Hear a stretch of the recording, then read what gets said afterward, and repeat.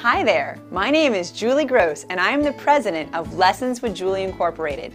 Growing up in South Florida, I have always been exposed to the water, whether it has been snorkeling at the beach, canoeing along a canal, or just relaxing at the pool.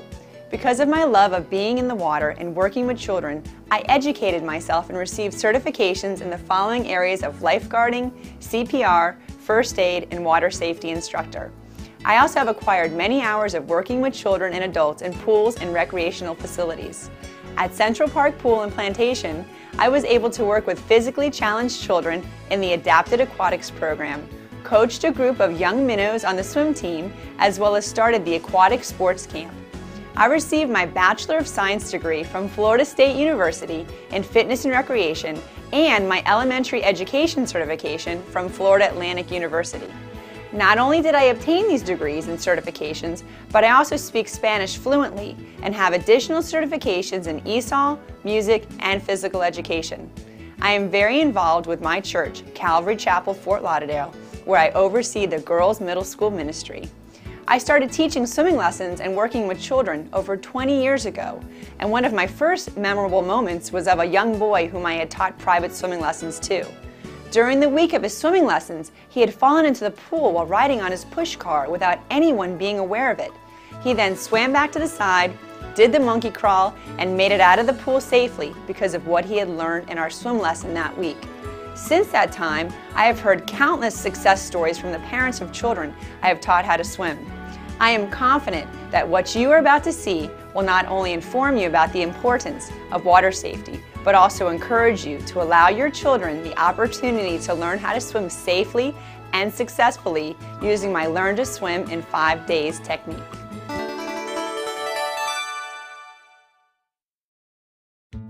On the first day, I introduce myself to your child and I take some time getting to know them.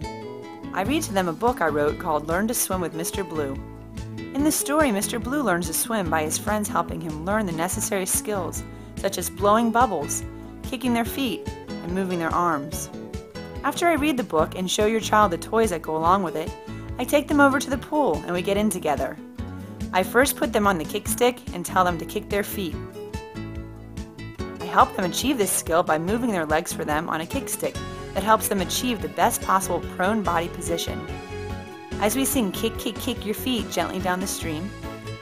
Next, I teach your child to blow bubbles, and if they already know how to do that skill, I teach them to hold their breath by counting 1, 2, 3, and then taking a deep breath before going underwater. If your child is smaller and is just starting to learn to hold their breath, I use a method where I blow a quick puff of air in their mouth after I count to 3 so that they will not swallow any water when I submerge them.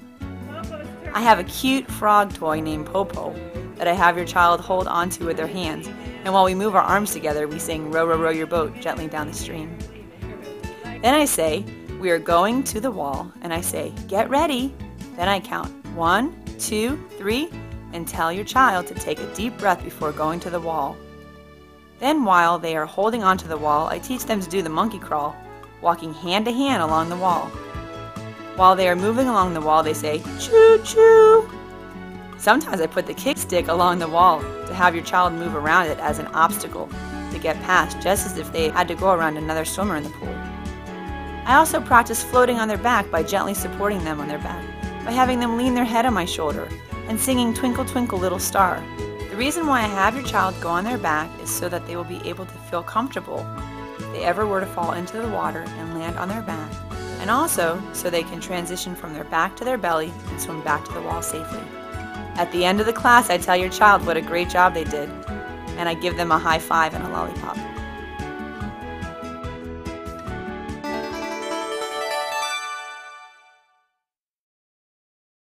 On the second day, we review the skills we learned from the day before. I ask your child if they remember what they learned the day before, and I review with them kicking their feet on the kick stick,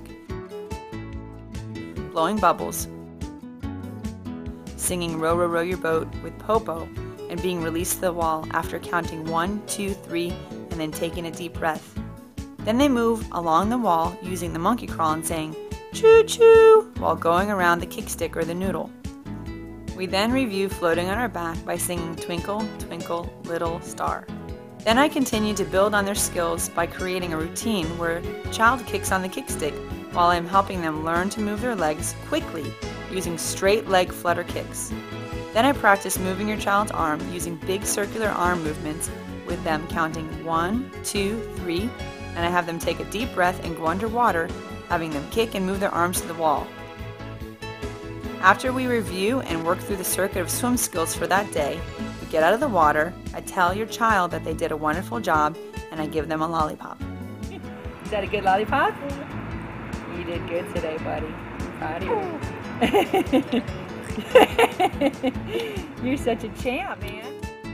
I actually met Julie through a friend of mine, Margie from church, who I'm in her Bible study, and we were talking about kids and doing swimming lessons, and I saw Margie's kids swim and was just so impressed. And so my mother-in-law is very much wanting her to be able to take the twins swimming, and they didn't know how to swim. So I called Julie and we talked, and my mother-in-law said, whatever we need to do so that they can swim, I'll help you do. And we called Julie and made an appointment for my twins, who are 2.5, to learn how to swim. So I had been talking it up with the twins, telling them what was going to happen. I thought everything would be okay, and they were a little nervous, a little scared when they first saw Julie, but Lily did very well. She would start crying at first, and then was doing everything that Julie asked and really started to enjoy it. And about 20 minutes after being in her first lesson, Julie called me out, and I got to videotape what she had learned that day. And then after Lily, we did Jimmy, who cried pretty much the entire week, but he still did everything that he was supposed to do. And by the end of the week, my kids were really swimming like fish. They were jumping in the pool and turning around and coming back to the wall and getting in and out. And before, they just were, they had bathing suits with floaties in them, and they just liked to play in the water. There was no swimming. So they totally knew how to swim and are so comfortable in the water, and now we feel extremely safe because I know that if they do fall in someplace, they know what to do to get back to the wall and just to still enjoy swimming.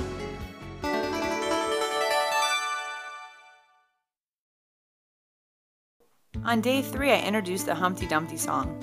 As I show them how I use one of the toys to sit on the wall and sing the song, they see how they're supposed to go into the water, turn around, and go back to the wall. I sing the song, count to 3, and then tell them to take a deep breath. Then I gently bring them into the water the first few times without completely submerging their heads under the water. I physically turn your child around so that they can grab onto the wall and have them do the monkey crawl while saying choo-choo. This helps them to focus on getting along the wall without being afraid and allows them to experience success getting to the stairs. Then I start to tell your child that they are going to go underwater when they do the Humpty Dumpty song. At first they generally are a bit apprehensive, but when they start to practice the skill and anticipate going under the water, they start to feel more comfortable. It is normal for your child to continue to cry by the 3rd day, but don't be alarmed by this.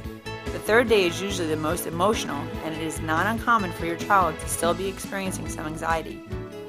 I will tell the parents that it is always better for your child to go through a little bit of crying during the week and learn how to swim successfully than to have something terrible happen to them and the parent ends up crying for a very long time.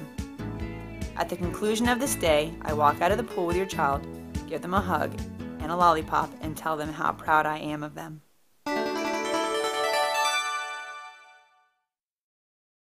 During day 4, I first review all the skills that your child has learned from the previous 3 days.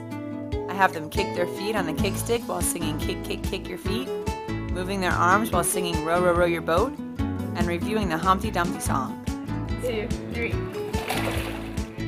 During day 4, I start to take your child underwater to get toys from the bottom of the pool. I first let them see the toy and put it on the first step and have them pick it up with their hand. Then I move the toy to the second step and repeat the same skill. This really builds their confidence under the water and helps them start lifting their heads out of the water for a breath. Swimming is all about confidence, and once a child is able to feel confident, knowing how to get back to the wall, the sky is the limit on what they are able to accomplish. At the end of the lesson, I have your child do the Humpty Dumpty song, with a swim this time in the form of a jump, making sure they are accomplishing this skill proficiently, so they will be ready for their swim test on the 5th day. That's a good swimming, Jaden. Yeah, you're doing great. Bye, bees. I am doing great. On day 5, we prepare for your child's swim test. They have to be fully clothed with a t-shirt, shorts, and shoes. Then, without your child being aware of what we are about to do, I gently place them into the water where they would normally be if they were to fall in just feet away from the wall. I encourage your child to kick and move their arms to the wall, and once they're able to make it to the wall successfully, they do the monkey crawl to the stairs and get out of the pool. They then go to their parents for a hug and a high five. Then I have you get your child back in their bathing suit and prepare to teach the parents all the skills they need to know to help the child continue to swim successfully. First, I show you how to put your child on the kick stick and sing, "Kick, kick, kick your feet" while moving in the water. I demonstrate the skill first and then have you try kicking with your child. I have you play a game with your child called "Who is going to be able to get to the toy first?"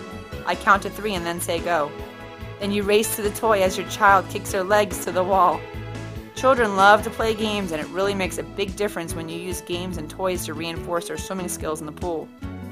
Then we move to having your child move their arms in the water. I will show you how to have your child sit on your leg, put a toy in the wall, and then you'll move your arms while singing, "Row, row, row your boat." Then I have you count to 3 and then say, "Take a breath," and you release your child to the wall, moving alongside them, watching them to offer assistance if needed. Remember, it is important to give your child a chance to get to the wall before giving them any help. If you feel that your child is having trouble getting to the wall, you can use your hand to gently guide them on their head. It is always fun to do the Humpty Dumpty song with your child. They love to put their favorite toy on the wall and sing the Humpty Dumpty song. Then you can put them on the wall and sing the song and then count 1, 2, 3, take a breath, and gently pull them in. After you feel comfortable doing this a few times, you can now try a Humpty Jumpty and still hold onto your child's hand, encouraging them to jump into the water. Now your child is ready to go to the bottom to retrieve those toys that sink in the water. First, tell your child they're going to go under the water and get the toy. Then count to 3. 1, 2, 3, and take a deep breath and push them under the water. After they get the toy, they will come back up and you can help assist them to get a breath if they are still not able to do it on their own. After you do this a few times and feel comfortable, I will show you how to help your child float on their back by putting their head on your right shoulder, putting your right hand on their head, and your left hand under their left arm. Now your child is swimming successfully, and it is up to you to continue to allow them to practice and reinforce all of the skills I have just showed you. The more your child practices, the better they will swim. Safe swimming means that you are always monitoring your child while you're together in the pool. Happy swimming! As you can see, that was our progression of swim class for the 5 days. And in Jaden's case, he was a little scared in the beginning. The first couple days, he was asking for his dad. You can see the apprehension in his body language. But as the days progressed, Jaden got more and more confident. So by the end, the last day, he was able to go in the water with his clothes on, turn around, swim right back to the wall. He was able to do all of the things that he learned, like his kicking, his rowing his boat, his Humpty Dumpties. He loved going down to get that rocket ship and going on his back. So now his parents know what to do with him. So as a parent, it is important to have your child practice everything that they've learned. And at this point, they're going to be swimming like fishies. So thank you for watching. I hope you enjoyed everything that you saw, and I hope you continue to let your child swim. Thank you.